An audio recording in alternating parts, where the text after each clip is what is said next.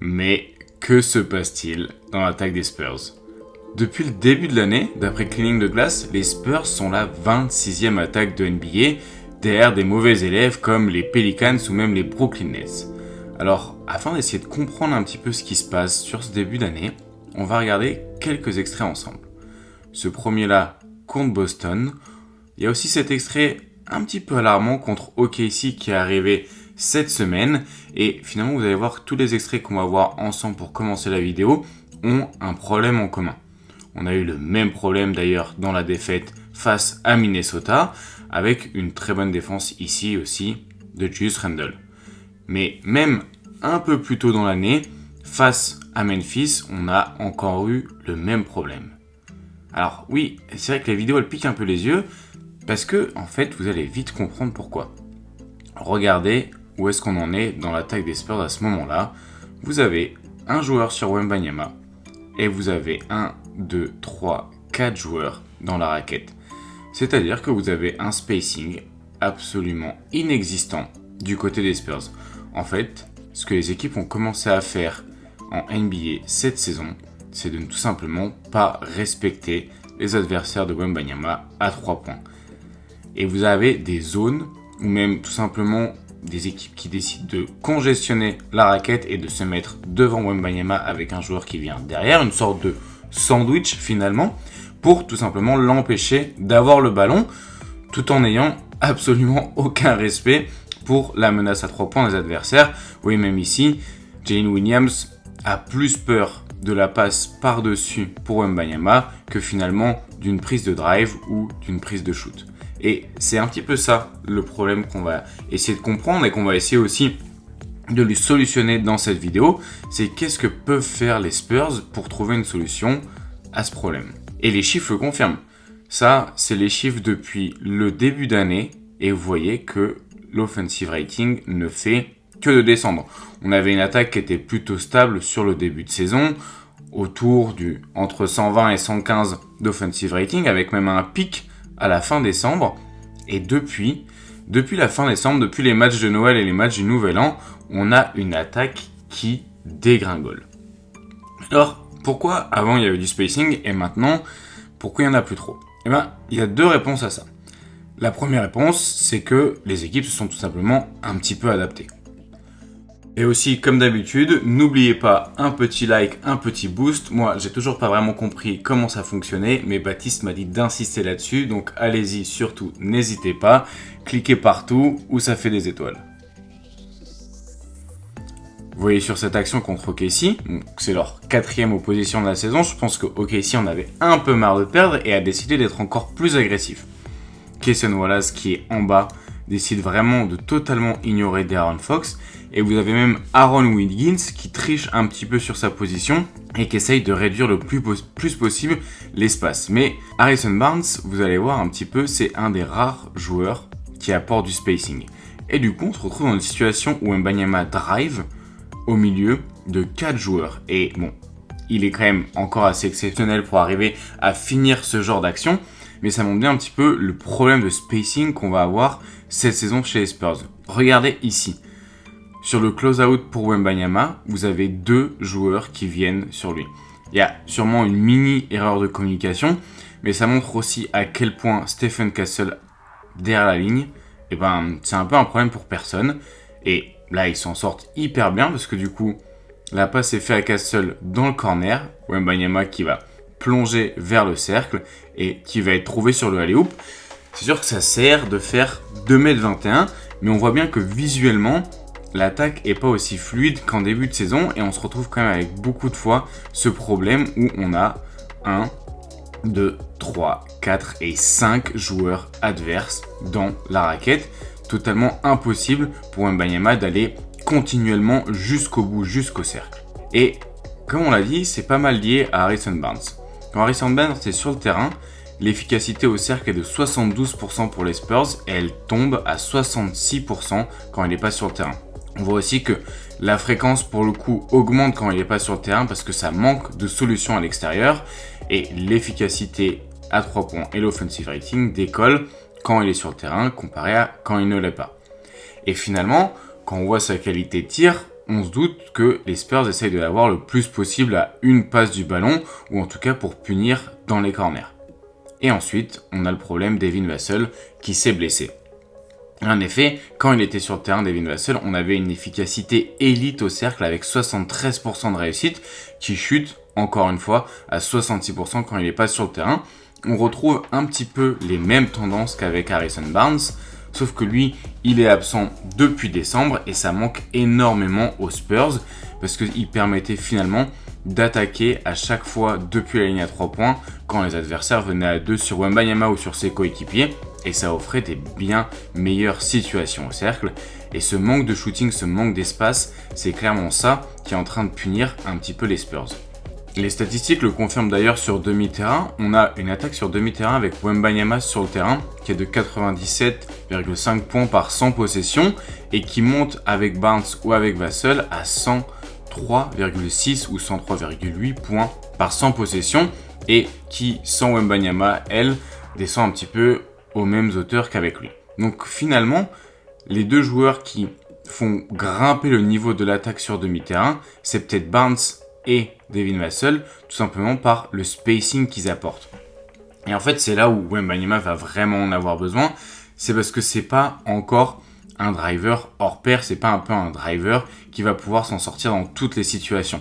Et vous voyez, ici encore une fois, vous avez Dylan Harper, vous avez Lindy Waters et vous avez seulement Harrison Barnes qui offre un peu de spacing avec Julian Champagny, mais du coup vous avez encore une fois une raquette qui est absolument congestionnée et c'est très difficile d'aller au cercle, surtout face à des joueurs parfois qui vont être plus petits et du coup plus mobiles. Regardez ici, Isaiah Joe n'hésite pas à laisser un joueur seul dans le corner pour venir gêner sur la prise de position au post-up. Et vous voyez aussi, depuis le début de la vidéo, on voit beaucoup de situations quand même très statiques.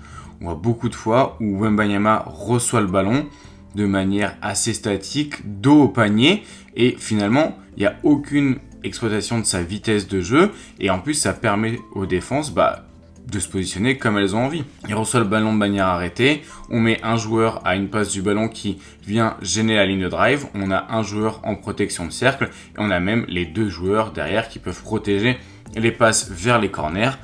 On n'a tout simplement aucune solution facile proposée à Wembanyama, et c'est du jeu très statique.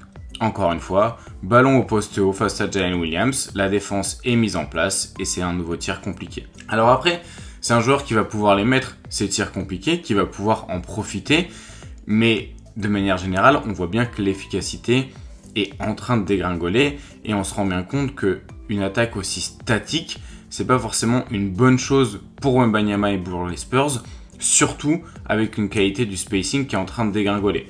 Peut-être qu'avec Devin Vassell ou Harrison Barnes, ça suffisait finalement cette attaque un petit peu statique, mais on voit bien que là, les espaces sont totalement bouchés et les équipes adverses savent exactement où appuyer pour faire mal, c'est-à-dire attendre tout simplement une position assez statique de Wembanyama au poste haut et venir se renfermer tout autour de lui.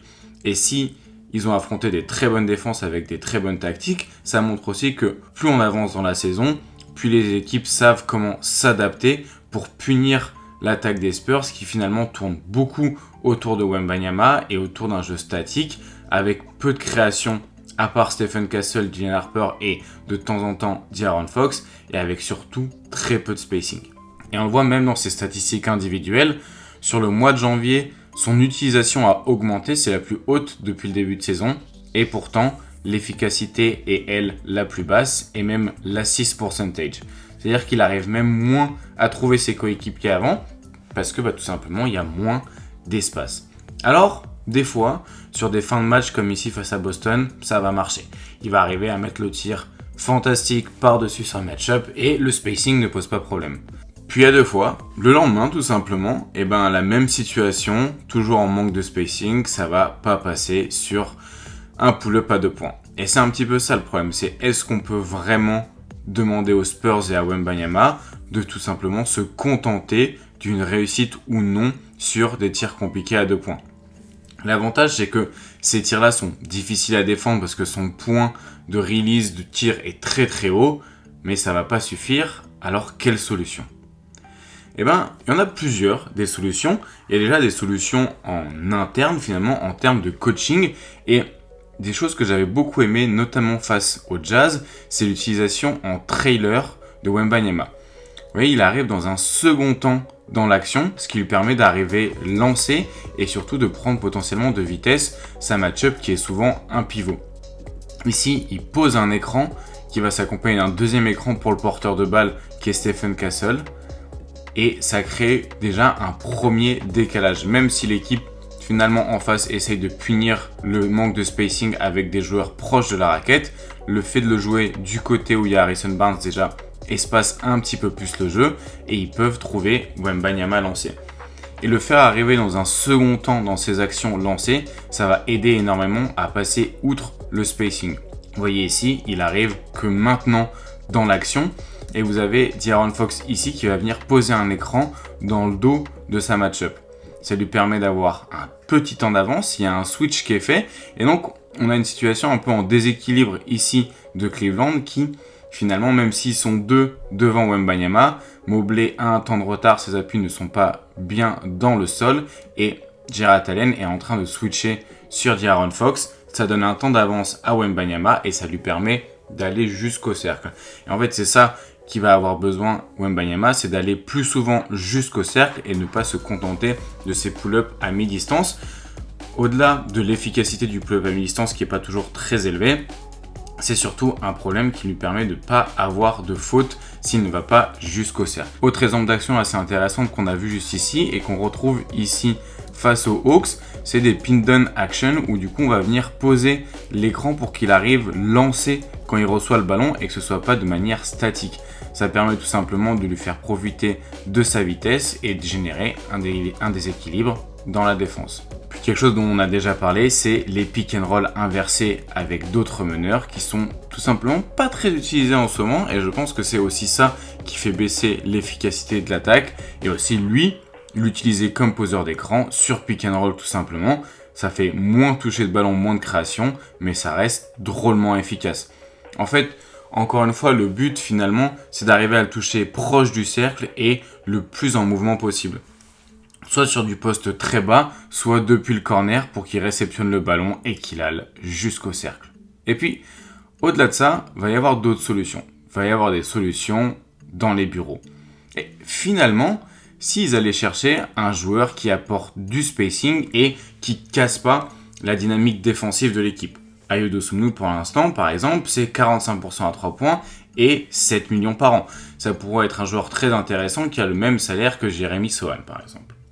Autre proposition, Trey Murphy, un des meilleurs shooters de la ligue, 28 millions par an, qui apportera tout simplement ce dont ils ont besoin en défense, qui cassera pas la coquille défensive de cette équipe et qui permettra d'apporter un spacing d'élite aux côtés de Wembanyama. Un peu plus cher, mais pourquoi pas, Jeremy Grant, qui est quand même devenu un shooter d'élite à 3 points, qui pourra apporter en défense et un petit peu de création au poste 4 ou au poste 3 à côté de Wembanyama, 40% à 3 points, 30 millions par an. Il y a un moyen de monter un échange. Et puis le dernier forcément qui vient en tête, c'est Michael Porter Jr., lui aussi plus cher, mais peut-être le meilleur shooter off-ball à 3 points de la ligue, qui est plutôt dans les discussions autour des transferts et qui pourrait justement apporter quelques solutions à nos amis des Spurs qui manquent cruellement de spacing. Alors, en attendant le retour de Devin Vassell, ça pourrait être un échange du style qui serait monté, qui pourrait venir sauver un petit peu l'attaque des Spurs et Wembanyama, qui ont besoin de plus d'espace, de plus de mouvement pour trouver des solutions à des équipes qui n'hésitent pas de plus en plus à punir le manque de shooting des joueurs autour de Victor. Et bien merci beaucoup de nous avoir écoutés jusqu'au bout. Moi je vous dis merci, à très bientôt pour de nouvelles vidéos et de nouveaux podcasts et je vous souhaite un bon week-end.